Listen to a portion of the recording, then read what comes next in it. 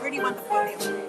Where do you want the podium? I think pretty much the thing. Okay, lighting. I noticed if you're over to the right, the dark place. Okay. Yep. Put me dead center. Dead center. Okay. Right there. Yeah. That's fine. Any questions on anything? No, I just want to check on the song. Thank y'all for. Oh, sure.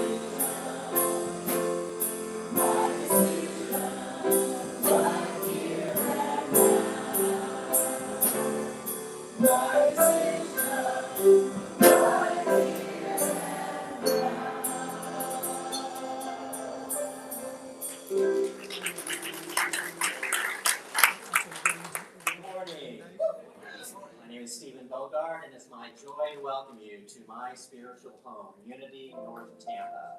So get started, make sure that you have silenced your cell phone so that we have a peaceful opportunity to listen to the message of our guest speaker this morning. That's my joy to welcome Reverend Virginia Walsh back. Also, give a warm welcome to all those watching online and sharing with us. Whatever that might be. Start with our Unity opening affirmation together. There is only one presence and one power in my life and in the universe, God the good, omnipotence. We have a vision and mission statement that helps guide us in making decisions and remembering what we're all about. Let's say this together. Our vision is Unity North Tampa is a spiritual home for all who seek peace. And our mission, we joyfully create peace in our hearts, our minds, and our world by living unity truth. We're going to ask that you rise as you're able while we do the next song.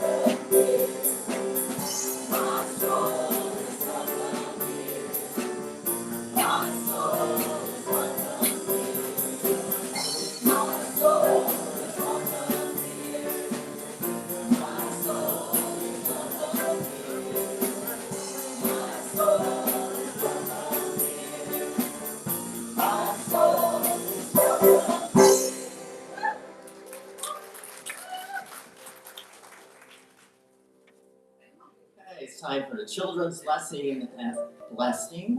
Do we have any ones, except the ones that are young at heart?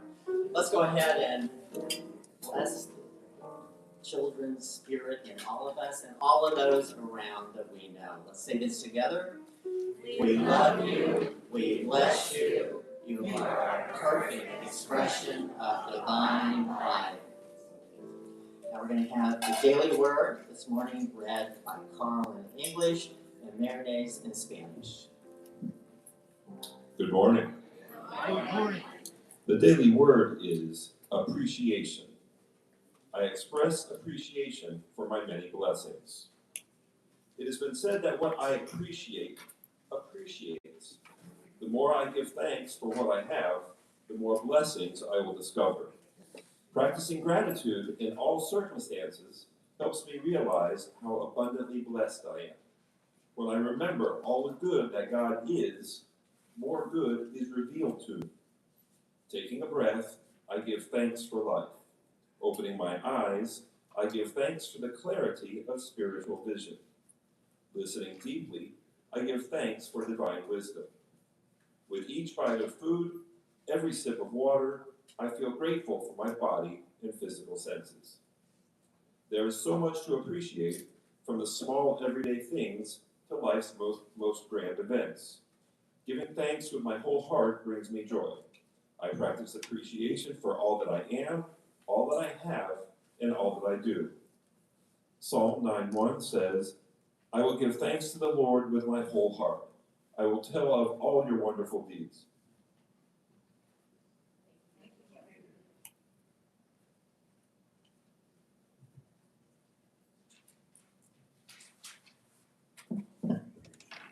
Good morning. Good morning.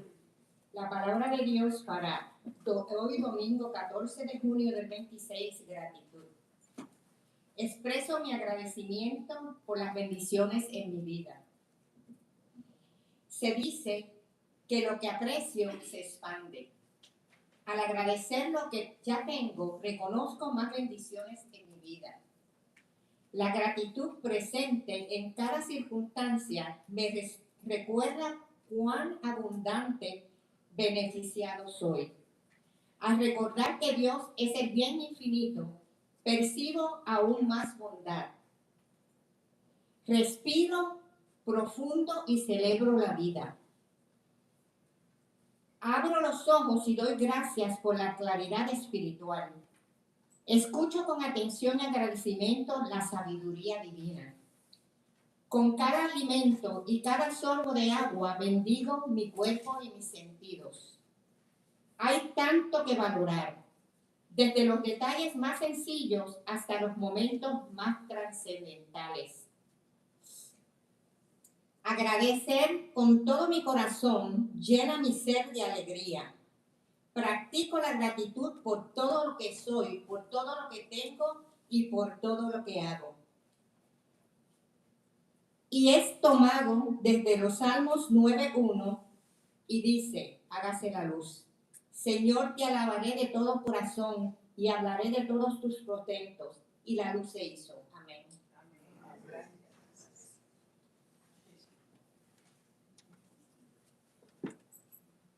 I invite you to join me in meditation, and we begin by closing our outer eyes to bring our attention inward. We bring our attention into our hearts, that center of divine love. And I invite you to take 2 or 3 deep breaths, breathing down deep into the belly, down to the end of the spine as you breathe in. And then exhale fully and slowly through your mouth. Breathing in again, and we bring the breath deep into the body, welcoming the breath. Exhaling completely, we let go of anything we are ready to release that does not serve us. We breathe in one more time deeply, relaxing more deeply, and this time we exhale with a sigh.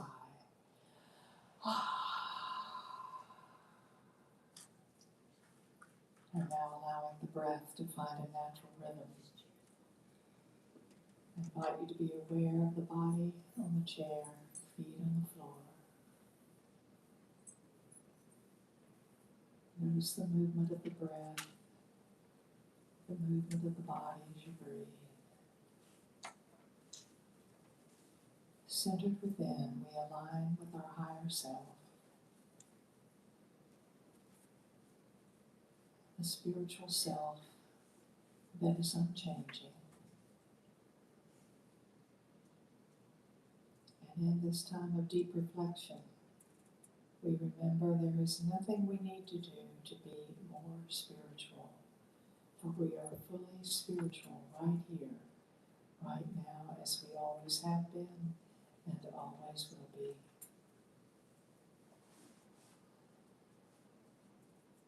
As we breathe, we remember that we all breathe from one atmosphere of our precious planet. Each of us a brother or sister in spirit. Or as we align with the higher self, we realize that we are all one with one another and with the divine.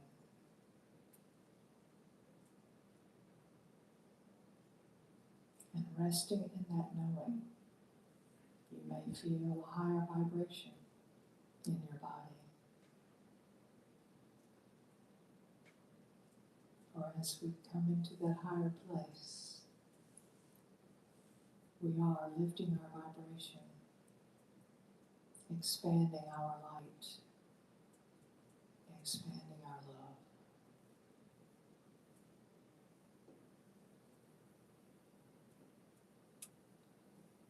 And so as we let all other thoughts be set aside, I invite you to move with me into the silence as we affirm the I am, our spiritual name, the name of the Christ self, the highest self, the eternal self. And silently in your mind, as we end the silence, I invite you to repeat, I am, feeling the truth of that knowing for yourself in the silence.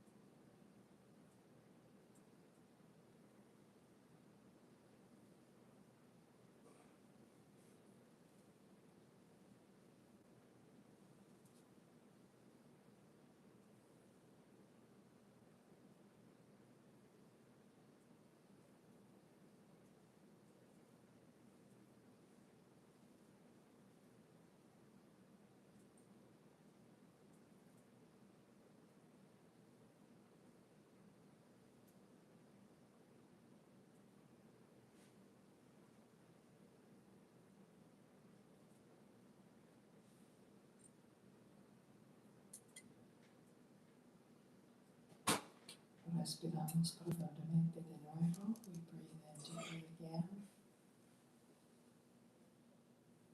Le damos gracias por este tiempo de comunión espiritual con Dios y Dios adentro de nosotros. We give thanks for this time in the silence, centered within, to experience our oneness with the divine and to remember who we are as spiritual beings. And as we go forth from each time that we have been centered within, we find the gifts of spirit coming to us the healing that is needed, the prosperity, the peace of mind, the blessed relationships, all the desires of our heart are manifested from the one source that is infinite and loves us eternally. We give thanks for that knowing for ourselves and all people everywhere. As we center ourselves in peace, we help the world be more peaceful. And so it is. Amen.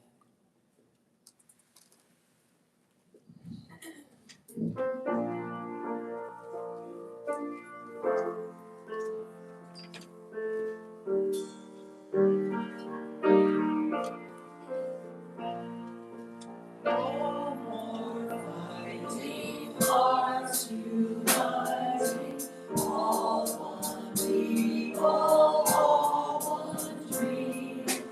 Hate is dying, love is rising, on a world awakening. Children of one God, one planet, let the earth and heaven sing. Join the angels' joyous strains, for all a world awakening.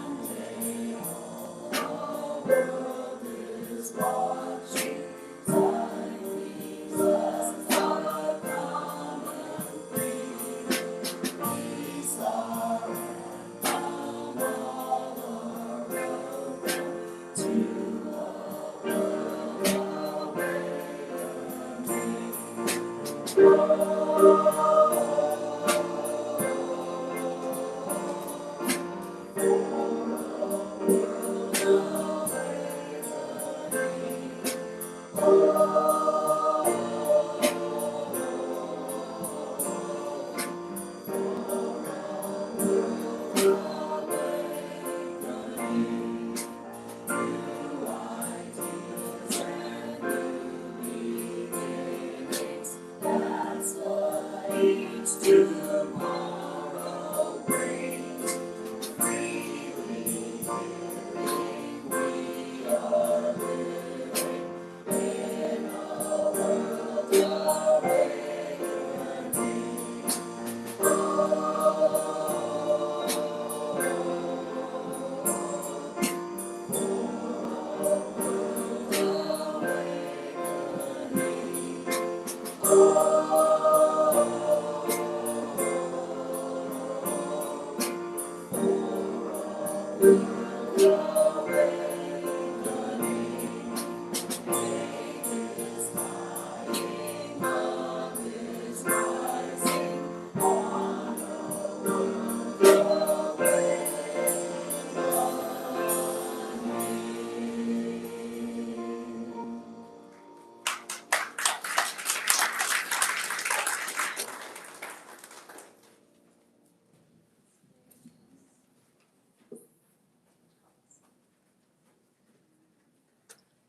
Thank you. I always feel special when somebody does rearranges the furniture for me. Thank you. So today, talking about honoring harmony in diversity. And we know that our world is a beautiful world of diversity. If you think about, we can't even count the number of species of plants or animals, anything on our planet. There's minerals, whatever you name, there's just an abundance of it. Diversity. This is spirit expressing like a kaleidoscope of creativity, like this colors and shapes and forms and vibrations and energies. It's just an amazing place. And along with all of those differences and uniquenesses, we find that as human beings, we sometimes aren't kind to one another, or we get in conflict with one another. And we know that's not who we are meant to be. So I want to talk a little bit about that. How did we get there? Well, I'll take you back to my little hometown in South Alabama, in Midway. How many of you heard my story about Midway? New audience. I know some of you have heard about this. I know you have over there. I can see, and I bet you did, and I know you have. Anyway, for those of you who haven't, there's 3 Midways in Alabama. Mine is the only one with a post office. And a few less than 500 people. And it's been that way since I left in 1965. So, anyway, in Midway, very small town on this little highway. So you can imagine we didn't have a lot of things there. We had 2 churches. One was Baptist, one was Methodist. And my family was Methodist, but we only had a preacher every other Sunday because that preacher had other churches in the countryside that he had to circuit rider. If you ever know anything about Methodism, circuit rider is a big part of this Methodist heritage, actually. So on the Sundays that we didn't have a preacher, I go to the Baptist church too. So I went to both churches.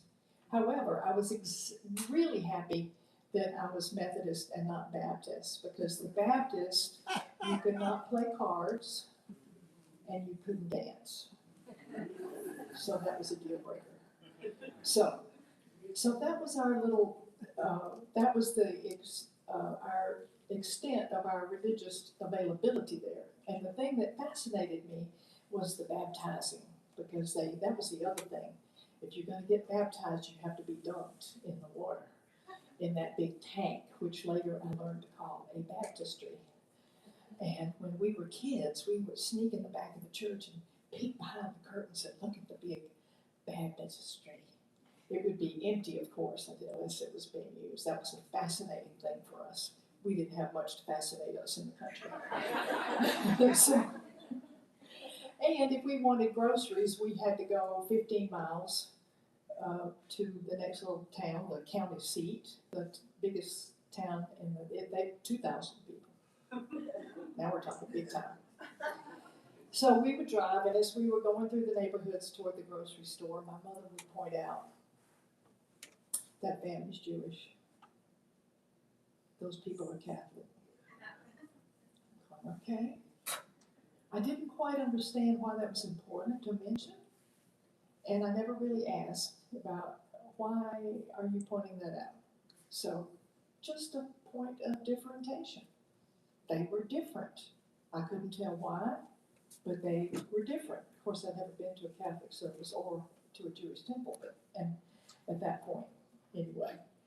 And so, also, I remember when I was very young, my parents talking about World War II and talking about the Germans. And they were using some other terms too, like WOPs and SPICs, which I did not know at the time what that meant. And actually I found out later that the WOPs, W-O-P-S, means without papers. Those were people, immigrants who came in without papers.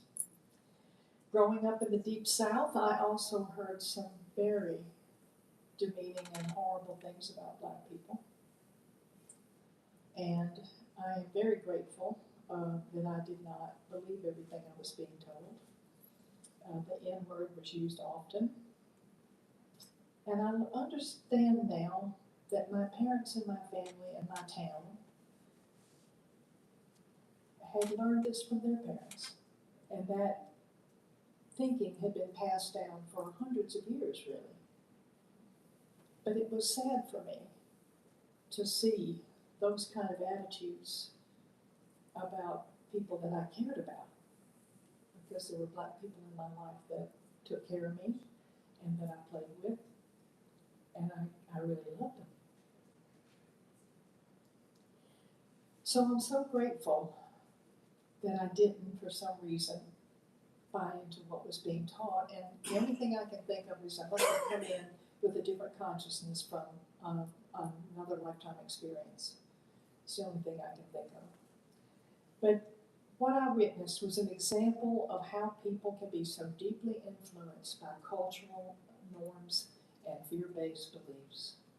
Because anytime we're putting somebody else down, it's coming out of fear and us not feeling safe. And so that's where it goes back. All of this, a lot of our conflict, if not all, goes back to someone not feeling safe and feeling they have to take charge or be dominant or controlling or, to defeat someone in some way. Dr. Martin Luther King understood this very well, and he understood how people had developed hateful beliefs. And I believe we have a slide for that. Thank you. I think it was in his book, The Strength to Love, he wrote, "I don't blame those who so violently resist our movement because they have been programmed to hate." And the next one, please. And he said, "But we will overcome because our love is stronger than their hate. Love is the only way to overcome hate. Love is the only way to overcome hate." Yes. And when I first read that quotation where he said, I don't blame them because they've been taught to hate and they don't know any better. And it came out of fear and people feeling like they had to control other people. But for him to come forth with this idea instead of, well, we're going to fight them till we win. No, we are going to overcome with love. Love is the only way to overcome this. And he said, there was another quote by him that I really liked a lot too. He said, "Remember throughout history, in the end, love overcomes." And so I hold on to that truism from him. And I am saddened that these attitudes still persist. And I guess we should not be surprised, because I looked up a lot of things about what psychologists say, and so the way that we process what we believe happens on many different levels within us, mentally and physically, emotionally, culturally, how your tribe, what tribe you're in, and so forth. And everyone is shaped by the context that we live in. Our family, our location, the schools we go to, the people we meet and work with, and so forth. And so it seems a little daunting that these beliefs are so deeply ingrained and that they're so hurtful. And it's not just about racism either. It's about religion. It's about gender issues. It's about so many different things. Countries, one country against another, one party against another, all of this. However, at the same time, I think it's good for us to know that I do believe that we're more aware of being programmed, that we're more aware of what we've been taught, and maybe more aware that we can change what we believe in. We have free will and freedom of choice. However, at the same time that we have these centuries of embedded beliefs, we are also in the middle of a global transformation. As you may, every time I speak, I mention that, because it is the mastodon in the room. This is so huge that it is huge, it is greater than the challenges that we have, because right now the consciousness of humanity is being lifted up at the fastest rate it has ever been in the history of humanity. And so change is happening fast. And you may not even know it if you're not aware of these things, if you're not a spiritually based person, if you don't know about, have these teachers that are telling us, there's a reason you feel challenged right now. There's a reason your body may not be feeling the greatest right now. Maybe you're having trouble focusing and having clarity, and Maybe you're being very emotional. I noticed for a long time now, I've just been very emotional. I cry easily. That's not like me. But it's the vibration changing. So we are being lifted up into a higher vibration so that we are able to understand these teachings better. I think it was Wayne Dyer who said if you understand the development of the human brain, back in the time of Jesus, it's highly possible that the human brain for most people was really not able to understand fully what he was teaching. But we are now, and we can understand that now, and we can act on that now. So Gary Sukoff wrote the book, The Seat of the Soul. I know a lot of you have read that. And next side there, Emilio. He said that a new kind of human being is coming forth who is beyond culture, beyond religion, nation, ethnic group, and gender. What does that sound like to you? Oneness? Harmony? Cooperation? For once we don't have these boundaries because the cultures, the religions, the nation, the ethnic group, the embedded beliefs are limitations to our consciousness, but those are falling away. And to me, when I read that, I say oneness. This is explaining oneness. The oneness that we have with other people, the oneness that we have with spirit, with the divine, with the supreme beingness. And then another one. So becoming a universal human, as he calls it, they're different names. Some of them call the Homo spiritus and the new spiritualized human. So we're trying to figure out what we want to call ourselves. We're not quite there yet. But anyway, universal human works. Becoming a universal human requires letting go of fear, first of all, jealousy, resentment, and choosing love, gratitude, appreciation, and caring. And I've spoken about this before, that as we move into the fifth dimension, if we want to go into the fifth dimension, and you do, the fifth dimension is the level of less struggle, less conflict, less fear. It is more harmony, more love, more peace, easier manifestation, expanded consciousness, joy that we have not experienced yet. So the fifth dimension is like heaven on earth. This is like a higher level that we are moving into. But we can't take fear and resentment and guilt and jealousy with us, because you can't. That vibration does not resonate in the fifth dimension. It's not good. So we can't go there unless we leave those things behind. And so that's why our work right now is to do that, to be self-aware. What resentment am I holding on to? What am I afraid of? Who am I jealous of? Whatever it is that is not a loving attitude, we need to say, I'm ready to release this because I want to have more peace in my life. I want to have more harmony. I want to have less struggle. Anybody up there for that? Yes. All right. I'm glad to know you're with me on that. So Jesus' teachings are our guide to moving into this universal human, because that's been his teaching from the beginning.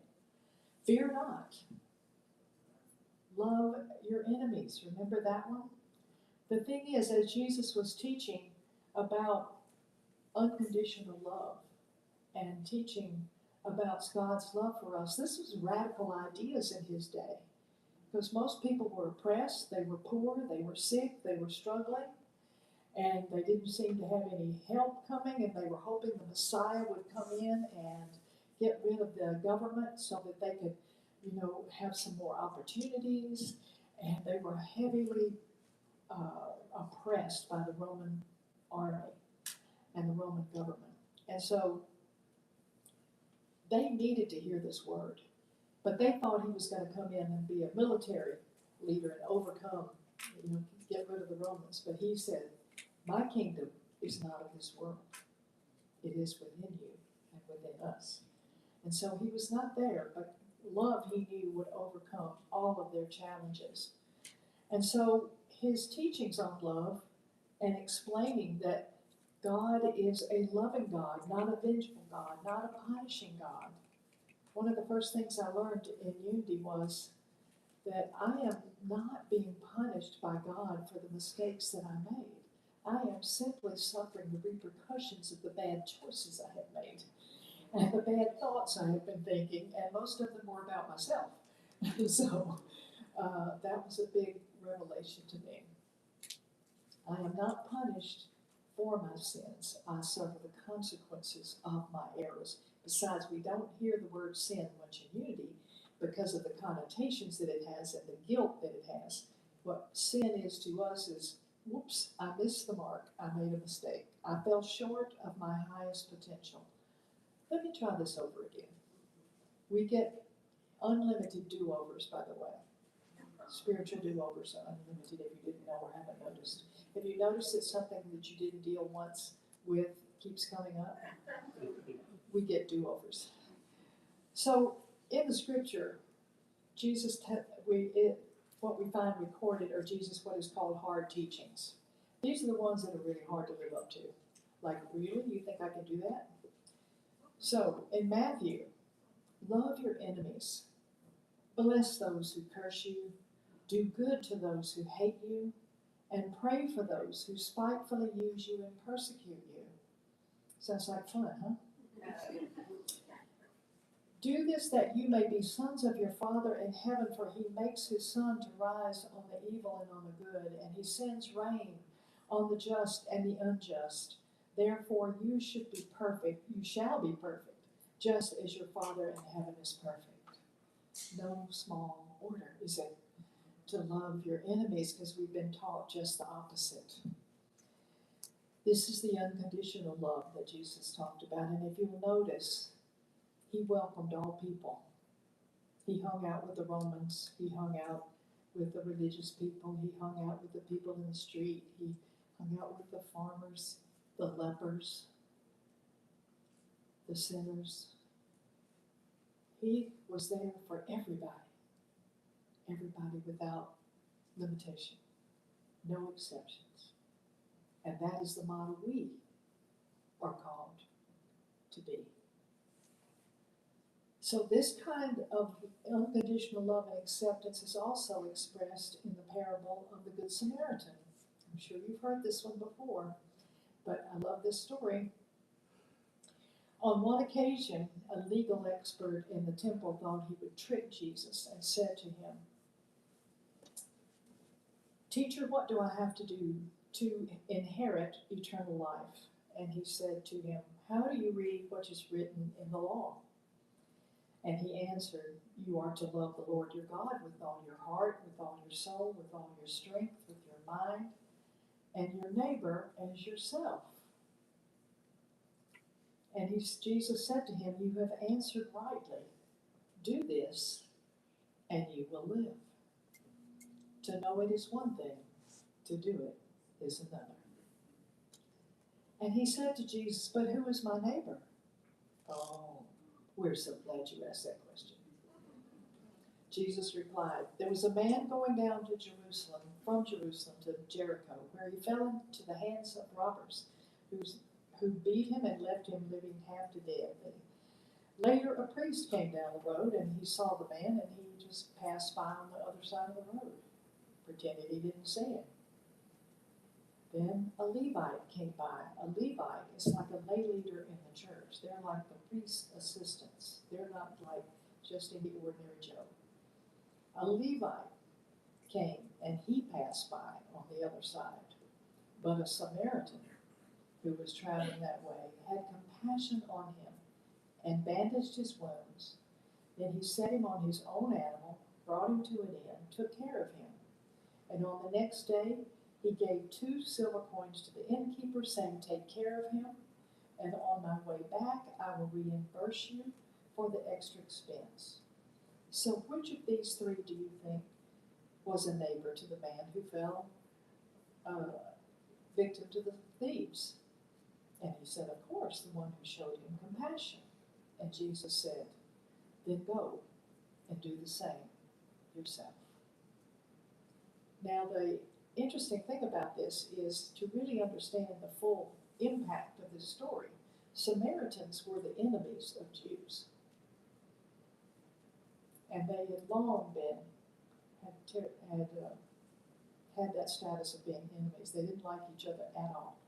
So for a Samaritan to take care of this Jewish man in that way, I mean, going the extra mile and doing everything possible, would be very surprising to Jesus' listeners, because they did not think that this could happen even.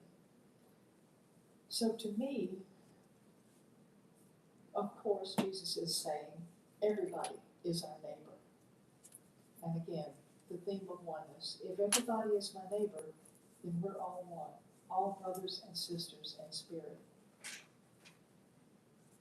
So in unity, we have an expression that we say a lot, and I wonder sometimes if we don't say it by rote and really not have the full implication of it. And that is, I behold the Christ in you. I behold the Christ in you. I behold the Christ in you. And that to me means I'm seeing past your personality. I'm seeing past that little misunderstanding we had last week. I'm seeing past what you seem to have as an illness. I'm seeing past what seems to be a lack of finances for you. I'm seeing back past anything that your personality, human self, is upset about, because I know that you are the pure light of God. You are the infinite light of God. And of course, when we see somebody filled with Spirit, which we do, we come here and we're filled with Spirit and we're joyful, and it's easy to say, I behold the Christ in you. You are just radiant today. I see your light. One of the great uses of this, though, however, I learned, is when the person you are looking at is not happy with you. And you're not happy with them. And so what I've learned to do is silently say, I behold the Christ in you, and you behold the Christ in me. And I even had this, what would have been a traumatic experience, but it turned out to be wonderful. In a work situation, my boss came up and started screaming in my face and shouting at me, and I just absolutely froze because I didn't like it when people yelled.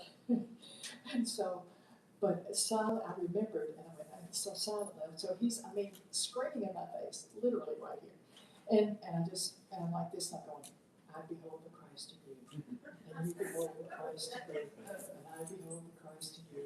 And and about 20 seconds later, he just stood up and walked off. He said, oh well, not your fault anyway. And what just happened? So let me tell you, don't ever say that by rote. It's very powerful, and I invite you to try it in those kind of situations. So our unity movement has acknowledged the need for harmony and diversity. In 1995, they issued this statement, and I happened to be a student at Unity Village at that time. And part of it reads, we believe that all people are created with sacred worth, and therefore we recognize the importance of serving all people within the Unity family in spiritually and emotionally caring ways. We strive for our ministries, publications, and programs to reach out to all who seek unity, support, and spiritual growth. It is imperative that our ministries and outreaches be free of discrimination on the basis of race, color, gender, age, creed, religion, national origin, ethnicity, physical disability, or sexual orientation. And it goes on. So that is the heart of the message. And I was there when they did that statement, and we were instrumental in getting some recognition for some of our LGBTQAI people who had life partners there. At that time, you couldn't get married, and the spouses of students got to go to a support group and to dinners, and we were going to have this big party, and they would be invited, but they were not inviting the gay partners. And so we said, hey, this has got to be fixed. These people deserve to come too. So unity's had to grow in consciousness as well, but I was very proud of our class for initiating that change. So what can we do? How can we help create a world where diversity has value? So I would like to give you just this thing I want you to remember. Slide there. We can activate divine understanding and divine love. They are two of our spiritual powers that are very useful in this situation.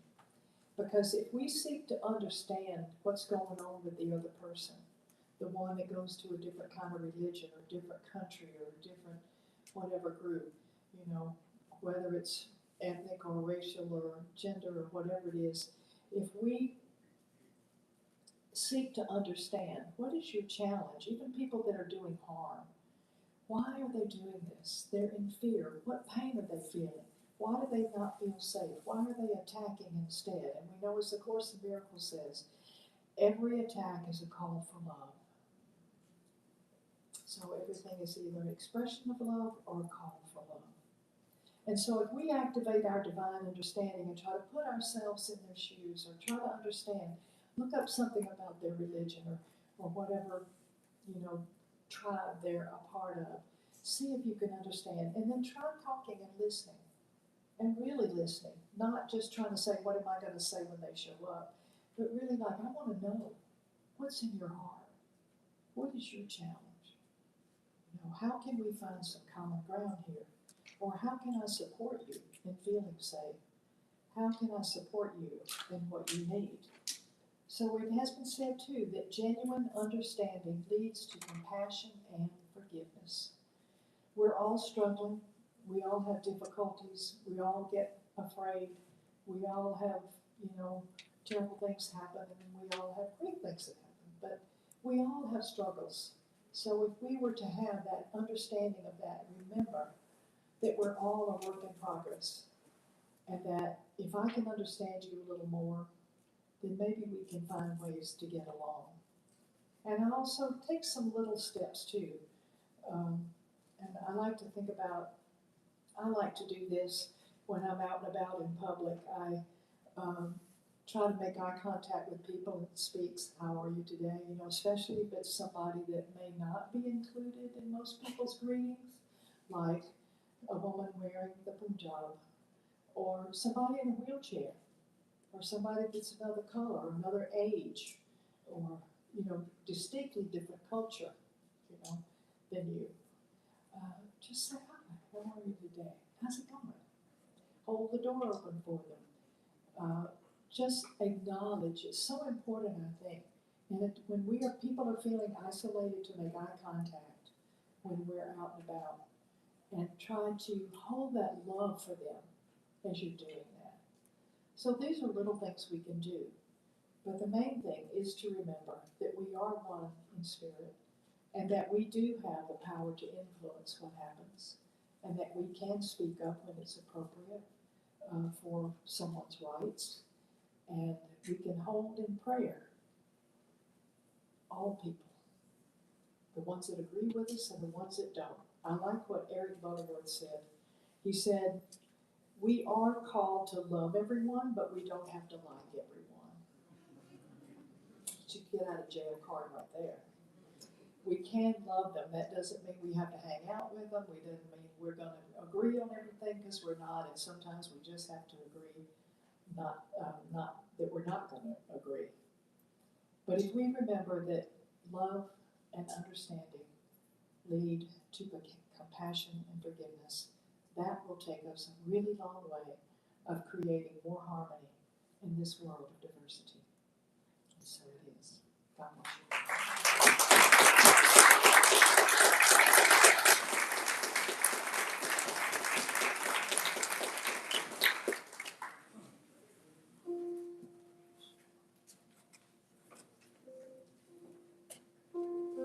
Join us as we sing the Lord's Prayer.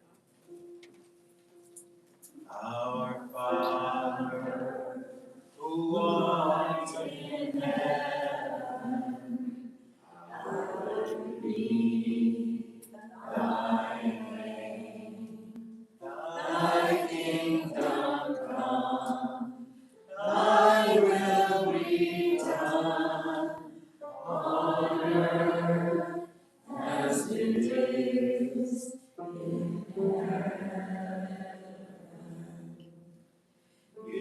Give us this day our daily bread, and forgive us our debts as we forgive our debtors.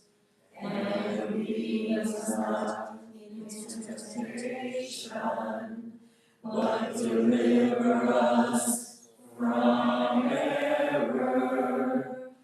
For thine is the kingdom, and the power, and the glory, forever.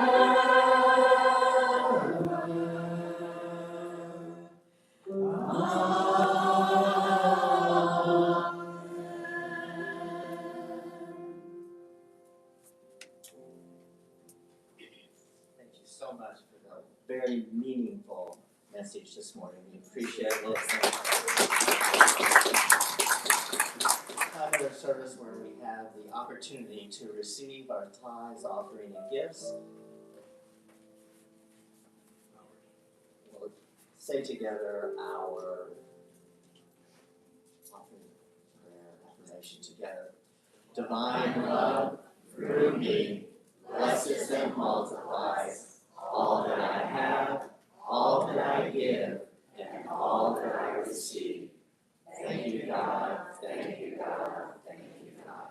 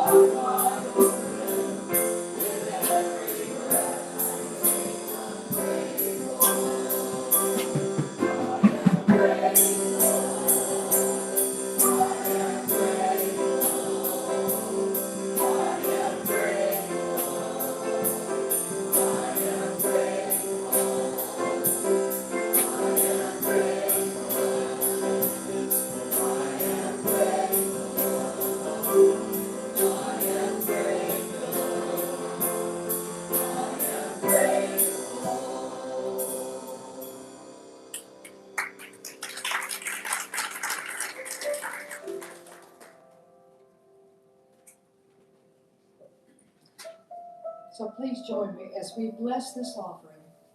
And we give thanks with the knowing that every time we give, we are blessed. And that everything we give goes forward to do the work of the Spirit and returns to us multiplied many times.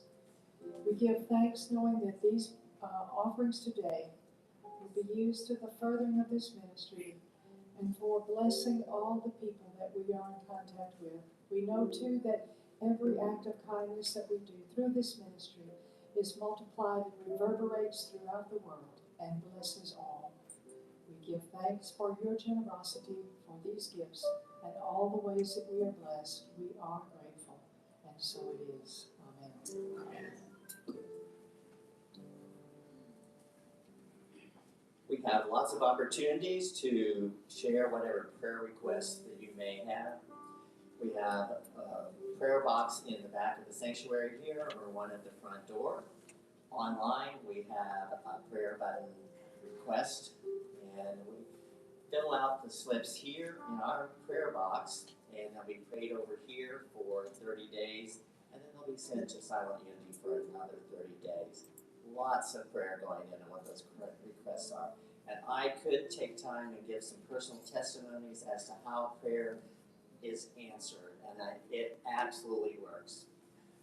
Prayer chaplains is another way that we are blessed here by having those that are willing to serve and listen to what requests you have, share those, and again, get a response. The ones serving today, wearing purple stole, if they would stand so we can acknowledge who you are. They will be up front after the service, available for you at that time. Welcome, first-time guests. Do we have any first-time guests here this morning? We do. Yes, awesome. I'm going to give you some information, a little flower that you can carry around so we know to come up and say, hey, you're new, we want to get to know you. We have fellowship afterwards that we'd like to invite you to as well. As food, that's the good stuff. And next we have our guest speakers. Next week is our own minister of record, Walsh McCartney, who's here this morning. Last Sunday is Linda Martello Wisnet. Wisnet. I got the Martello out. I know you did, but you can have it. Okay, 5 principles, a guide to practical spirituality. That's today, right And here. it's They're all gonna be right here. led by Z, who's with us this morning. Thank you so much for doing that. Oh, one more thing. Course in Miracles will be meeting in the office conference room. Just thought I'd add that. And we have free chair yoga, you know. Yes, this is exciting. Yes, our very own Patty won a certificate here, so she's gets to have a free chair yoga class for our group. So anybody that's interested in coming for a free chair yoga to try this, Debbie Palumbo will be heading that up for us on this coming Wednesday at 3 o'clock. So give it a try, it should be fun. Hopefully we can maybe get her to come here on a regular basis, so we have enough people, maybe. Okay, for all those singers out there or wannabe singers or just like music. We have karaoke at Unity North Tampa on June 20th, Saturday afternoon from 2 to 4. It's a fun time. Just come and relax with your spiritual family. Doesn't matter what you sound like, just have fun. That's what we're here to do. Be part of a family event. And we have a Unity North Tampa congregation questionnaire. We have the blank forms out there for you to fill out. It's an important process for us to get to know where you all are coming from, for leadership to know what do we need to be doing different than we are, or what do we need to continue doing what we are, and the changes that you may have in mind. And another important thing in there, any ideas that you have for fundraisers. We need to build our reserve account. That's not part of the agenda, but I always have to say that when I have the microphone. I'm meeting with our banker in 2 weeks, and we need to tell him some things we're going to be doing to increase our reserves. And then fill that out, and there's a tray out in the lobby there that you can put the questionnaire once you're done. Awaken the Christ Within, a retreat that is September 4th through the 6th. Again, information flyers are out there on the table for you to take a look at and see if it's something you might like to participate in. I'm sure it's going to be phenomenal. Yes, Reverend Melissa Hill Greenbaum, who has spoken here before, and our previous minister, Reverend Cynthia Alice, is going to be there too. So it should be pretty exciting, and that will be held in North Carolina. It should be pretty. And we also have another retreat with Greg Brighton. It's a 4-day intensive retreat, and that's going to be in this area. Yes, Tampa. He's going to be at the Grand Hyatt. Yeah, we got to see Greg. And if you didn't get enough at that other retreat in North Carolina, you're going to get some more from Greg Brighton. So, yeah, that's September 11th through the 14th. Again, information on the table up front. Okay, it's time to stand for our oneness. One more thing. Wasn't Anybody on that- the list, Donna, you I don't. know, I told you though. Anyway, anybody that ordered a name badge, the name badges came in, you'll find them listed on the wall out there, hooked on the wall. And if you didn't put an order in and want one, that is information on the table out there as well. You can go order it. Are we done? All right, let's go ahead and do the oneness prayer together. The light of God surrounds us. We are light. The love of God enfolds us. We are love. The power of God protects us. We are power. The presence of God watches over us. We are presence. Wherever we are, God is within us, and all is well. And we'll say together our power of June, imagination. The Christ in me now activates imagination. I see creative new ways to do what's mine to do. New opportunities to experience God's good are coming into my life. I give thanks for the gift of imagination. Yes, so it is.